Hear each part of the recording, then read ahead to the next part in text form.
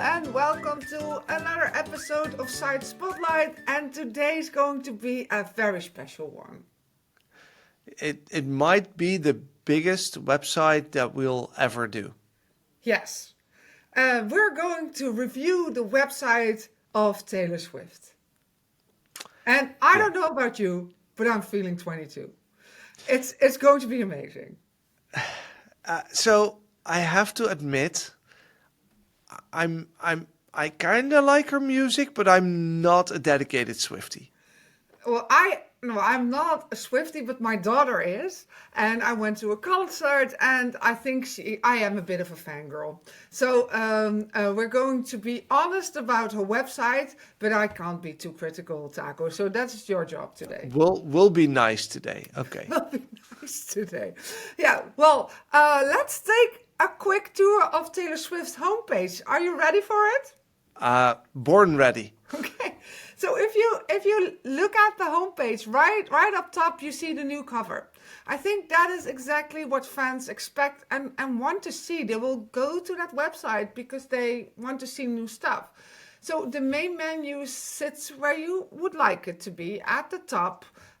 It's not that clear, but it is. No hunting, just click and go, and you're out of the woods. So if you scroll a little, Taco, you a little bit down, you'll hit the big three: vinyl, CD, and cassette. A tiny Eras moment.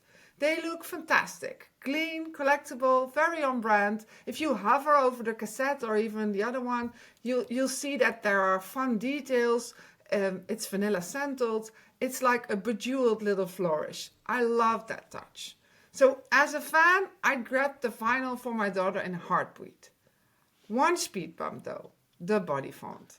It's a bit delicate. It's italic, and that combo makes longer lines really hard to read. There's not enough blank space. Stylish? Yes. Comfortable for actual reading? No, not really. I think you need to calm down on the italics here. It's just not readable. So if you go further down, I like the project section. I like the archive, which offers links to all of Taylor's previous albums and all the merch that belongs to that era. That makes perfect sense to me. All the way at the bottom, we find an email sign up in the footer, a reason to stay, smart ways to keep fans exploring and connected, like tied with an invisible string. So I think structurally the homepage is strong. There are clear paths to buy, there are great visuals, there is solid storytelling. If they nudge the typography, like a bigger type, less italic, I think it will go from solid to great. Okay, Marieke, I told you I'm not a Swiftie, but I get the feeling that you try to incorporate as many lyrics as you could in this section. I knew you were trouble. Yes, I tried to do that. Look what you made me do, Taco. Yes. Let's Well, see if you can do the same. I appreciate it. I'm not sure I can. So for this technical section, I want to start with the Robots.txt. This is the file where search engine crawlers and other bots go first to see what they can and cannot do on a website. And what stood out for me immediately is that GPT-bot is the only agent not allowed to crawl the entire site, whereas all the other bots and everything else is allowed to just fully visit the site.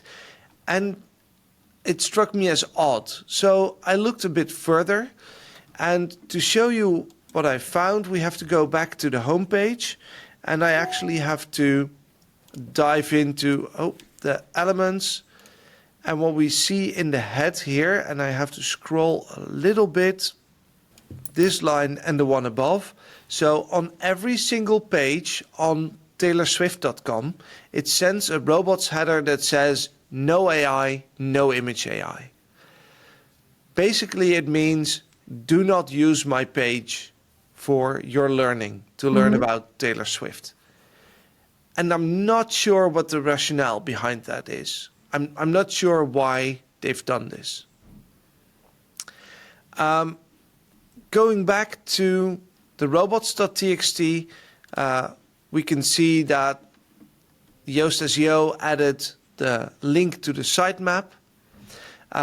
So that's where I want to go next, because oftentimes the sitemap is a nightmare, but dressed like a daydream. So let's take a look. So this is the sitemap for taylorswift.com. And as you may know, I always get excited when I see a post tag sitemap, because that usually screams, I'm the problem, it's me. And again, it doesn't disappoint. So let's open that sitemap, the post tag sitemap. There's a single item in there. That's already a red flag. And now if we open this one, you can see that it's basically an empty page. So this should not be in your sitemap.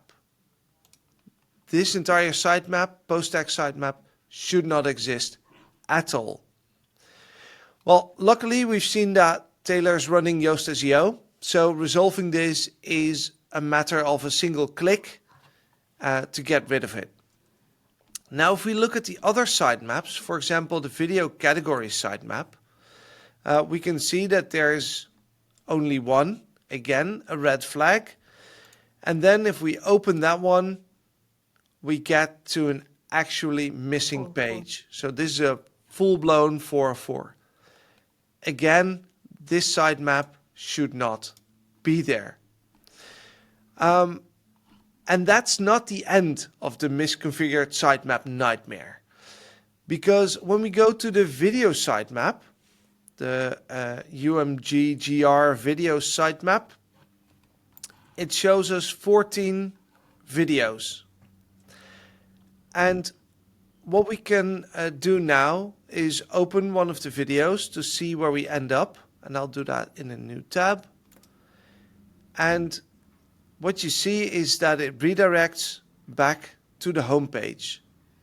And that goes for all of these videos. So instead of being unique links that search engines need to visit, they're just redirects to the home page.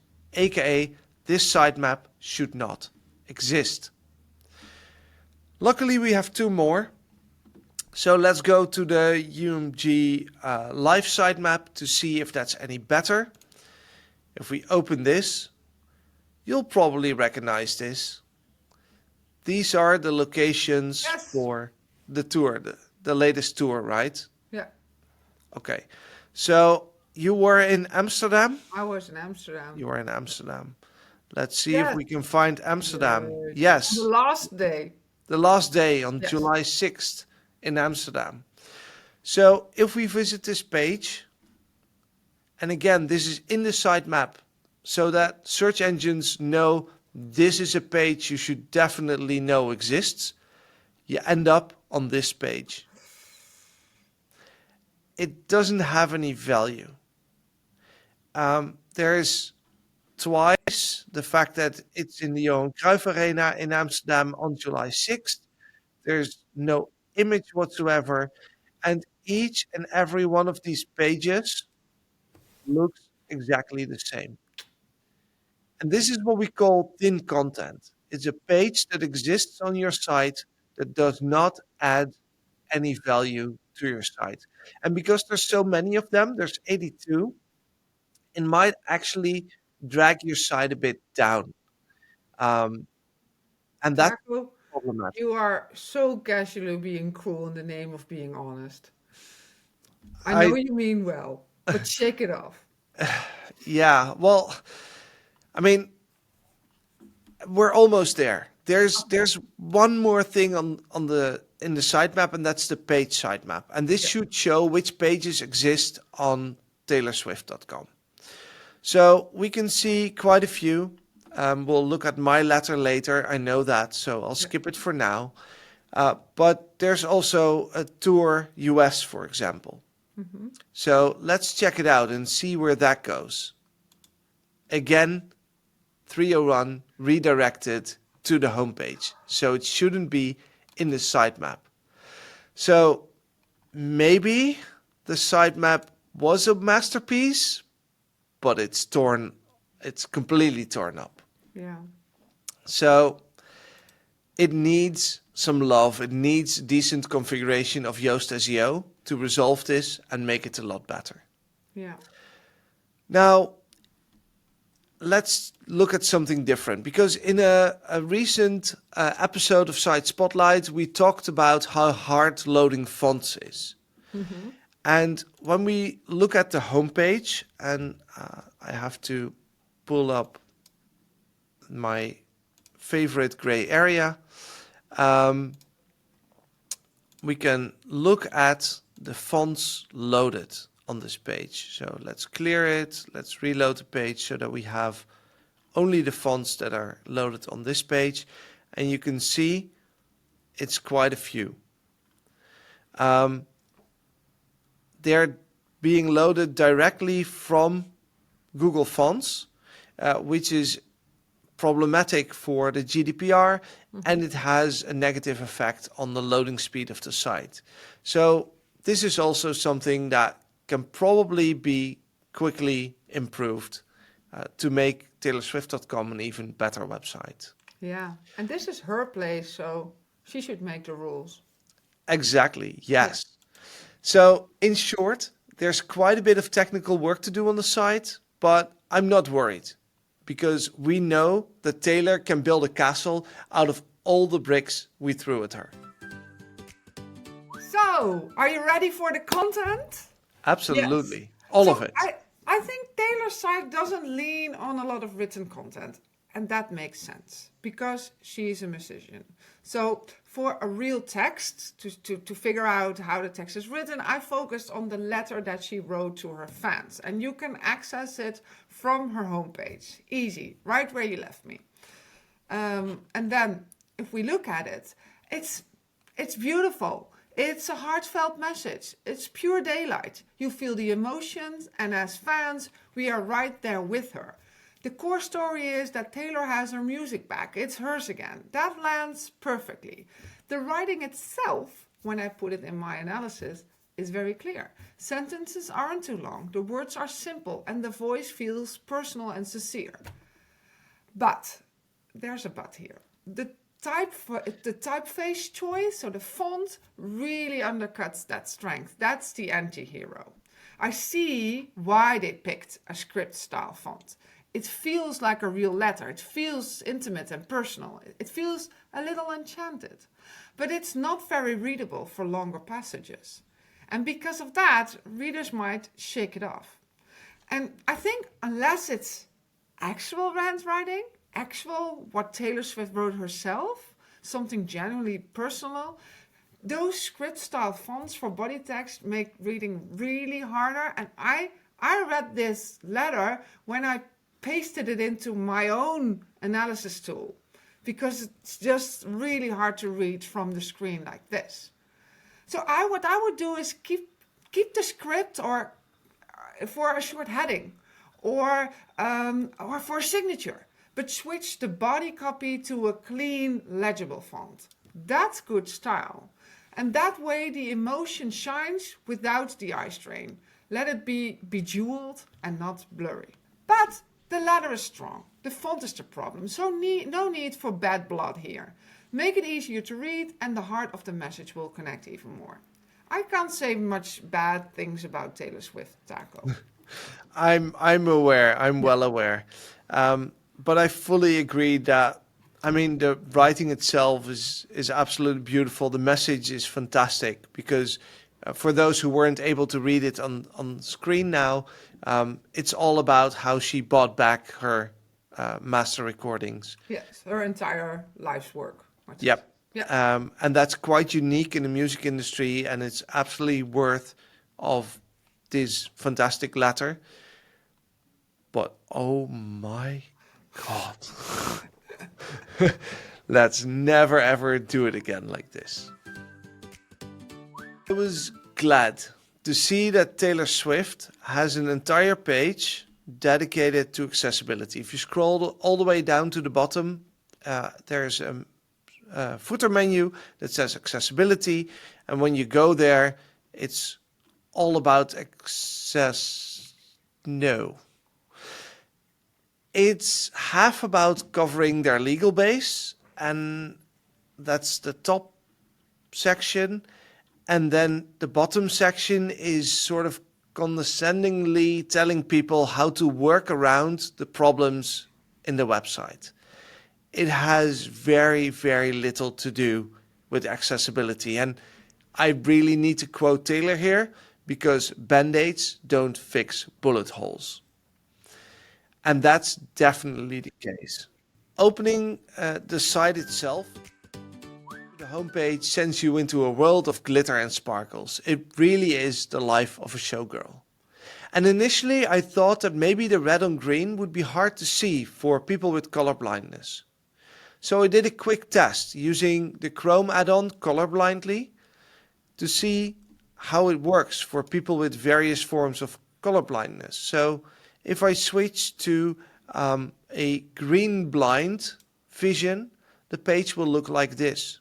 And you're Right. still able to read the life of a showgirl. Yeah, we found Wonderland. Yeah, and if someone has red blindness, which is the other most common form of color blindness, the page looks like this. So it Polishes still up. holds up. Yeah, polishes up real nice. Yeah. And even for other forms, you can see that it holds up. Yeah. It's slightly dubious for someone who really doesn't see color, but overall it's holding up pretty well in this test. So that's quite nice. Now, the other accessibility thing, and I'm going back to the homepage, there's immediately is a pop-up. Now, you know by now, if you've watched more site spotlights, is that I like to try websites with just a keyboard. So I'm going to tap through to see if I can close this pop-up. Now, the first thing is when I tap through, you can't see where I am. If you see what I saw, then in the bottom, you would see that I'm currently linked to the store, which is what this pop-up does. It sends you to the store. But closing the pop-up takes a bit longer because I have to navigate through the entire site in the background in order to end up on, oh, there's a form there. Privacy terms, this is the footer menu that we're on. Now we have all the social media profiles. And now we end up somewhere. Oh, there it was. I can finally close the model. So that's not very nice. If you throw this huge pop-up, make it easier to navigate through there because it's all the way at the end of the page, technically. So that makes it really hard. Now the pop-up itself, let's pull it back up. It's quite aggressive. It shows every time you load the front page, but it has quite a bit of text and it's an image.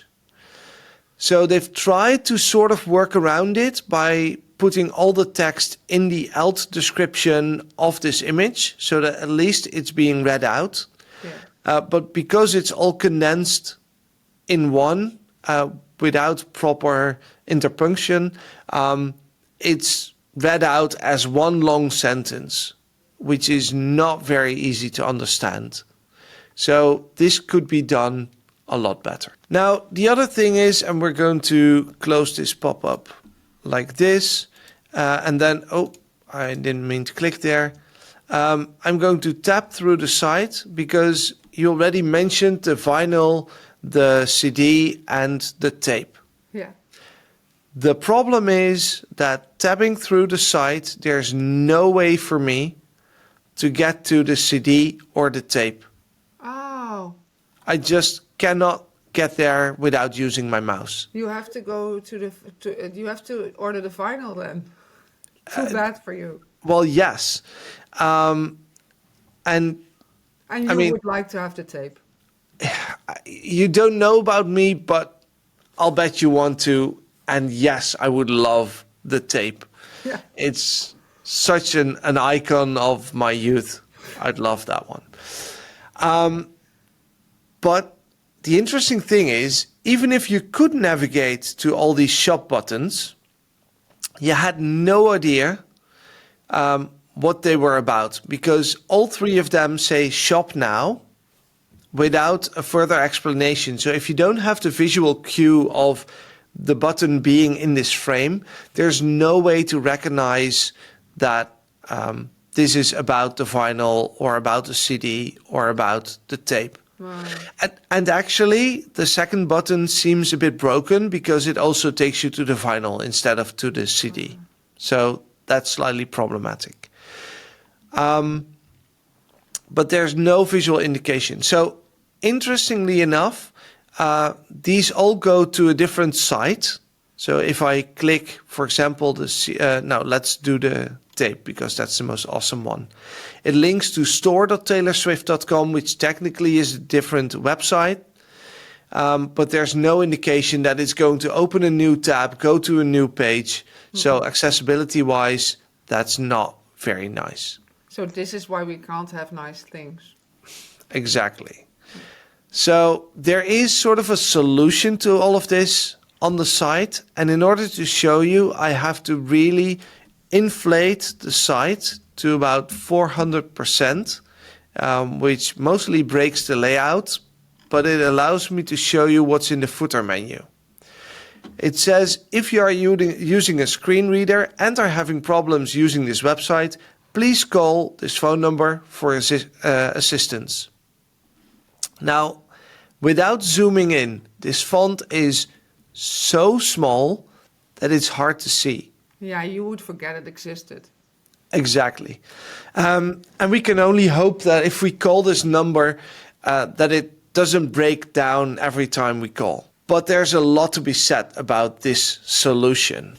I mean, the fact that it's a US phone number without a country code, even though people from all over the world listen to Taylor, it's a shame. For me, it feels like they do think accessibility is important, but they just don't know how to properly fix it and haven't really looked into the technical aspects of it. Yeah, I'm afraid that your explanation is much nicer than mine. I think they're doing the bare legal minimum to not get sued. Yeah, well, I don't believe that, because I think Taylor really cares about accessibility, but that they just... Well, I think that there's a bit of negligence not to look into that, because you have responsibility here. I would say that Taylor's music is much, much more accessible than her website. Yes, but who knows? Maybe she comes back stronger than a 90s trend. You'll never know what she'll do if she'll hear us talk about this. That's absolutely true.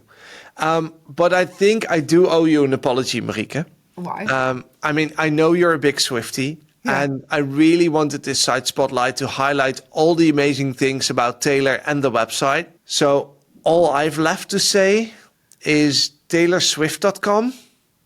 Look what you just made me do. Well, you know, haters gonna hate, and I'll shake it off. But I think it will be better, and she can still make the whole place shimmer. So it will all be okay. I like that positive note. So thank you for watching this site spotlight with probably the most high-profile website on the web. And let's see where it takes us and how much they'll learn from this site spotlight. And I'll see you next time. Bye. Bye. Thanks for watching. We know your time is valuable and we're glad you spent some of it with us. If you got value from today's video, go ahead and like, leave a comment and hit subscribe and the bell so you don't miss the next tip. And if you're ready to keep going, check out another video right here. We've got more ways to help you level up your website without the overwhelm.